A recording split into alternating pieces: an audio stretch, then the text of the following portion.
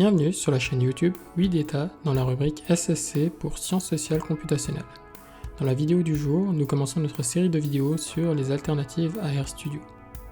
Nous allons présenter RTerminal, Radian, Sublime Text et VS Code.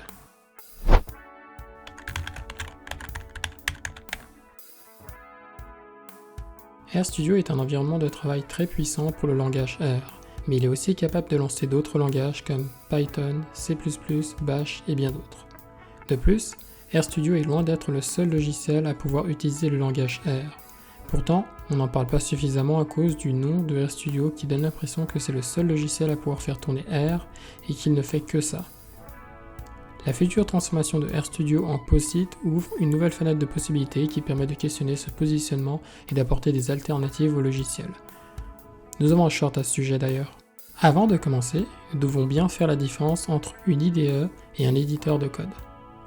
Le premier, IDE, qui veut dire environnement de travail en français, est selon Wikipédia un ensemble d'outils qui permet d'augmenter la productivité des programmeurs qui développent des logiciels. Donc c'est un puissant logiciel pour coder. Concernant les éditeurs de code, nous pouvons simplement les voir comme des blocs-notes spécialisés dans le code. Notepad++ est un très bon exemple d'éditeur de code. L'avantage d'une IDE est sa puissance, mais elle est lourde et prend plus de temps ou de force de travail à l'ordinateur.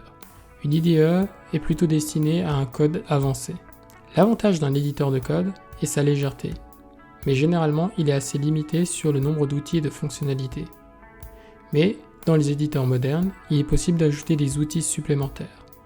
Un éditeur de code est adapté pour les petits projets lorsqu'on veut limiter l'utilisation intensive des ressources de son ordinateur. Finalement, nous parlons des terminaux. Généralement, l'appellation shell est plus exacte. Nous n'en parlons pas plus en détail dans cette vidéo puisque nous avons déjà une série de vidéos dessus. Vous pouvez aller la voir si ça vous intéresse. Voyez simplement un terminal comme l'aspect le plus basique d'un ordinateur qui vous permet de manipuler sans avoir l'aspect visuel. C'est généralement plus rapide, moins coûteux en effort pour l'ordinateur et il est possible d'automatiser des processus avec ça. Nous revenons sur RStudio.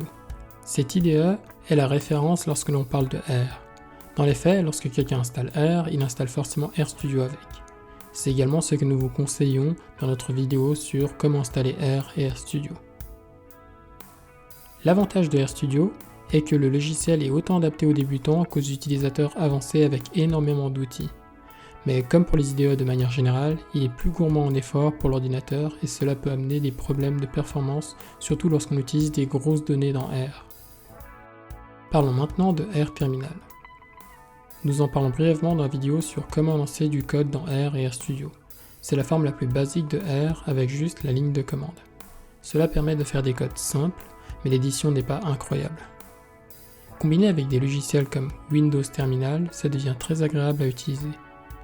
Je n'utilise plus la calculatrice de mon ordinateur depuis parce que je peux ouvrir un RTerminal en moins de 2 secondes et faire des calculs très complexes. Je me sers aussi de RTerminal dans mes projets d'automation.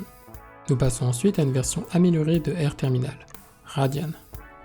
Cette version a l'avantage d'avoir une coloration syntaxique, une autocomplétion et la possibilité d'utiliser des commandes de votre terminal tout en gardant votre session R, comme par exemple CMD, PowerShell, Bash ou ZShell. Et il y a d'autres avantages comme le fait de pouvoir écrire son code sur plusieurs lignes. Son plus grand défaut est sa dépendance à Python. Effectivement, il faut avoir Python installé et l'installer ensuite. Radian peut d'ailleurs être considéré comme le jumeau de IPython, qui est aussi un langage terminal. Sa dépendance à Python pourrait en rebuter quelques-uns, mais il en vaut vraiment la peine. D'autant plus que pour les 2 prochains éditeurs que nous allons présenter, l'utiliser en tant que terminal principal est un grand avantage. Nous passons ensuite à Sublime Text. Sublime Text est de base un éditeur de texte payant, mais il y a une version gratuite qui est largement suffisante pour coder. Il y a une fenêtre demandant si nous souhaitons passer à la version payante qui apparaît de temps en temps, mais ce n'est pas très gênant. Sa puissance vient de sa simplicité. Sublime Text est extrêmement léger et garde une présentation minimaliste. C'est littéralement un bloc-notes.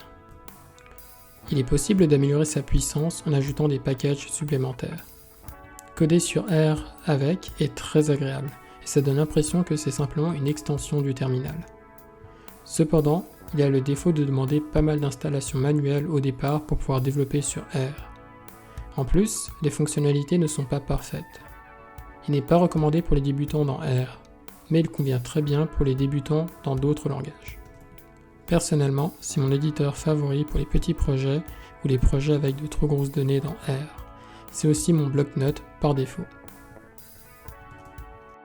Finalement, nous parlons de Visual Studio Code, ou autrement dit VS Code, qui est un éditeur de code classique. Mais il a reçu tellement de contributions par son énorme communauté qu'on ne voit plus la différence avec une IDE classique lorsque plusieurs plugins sont installés.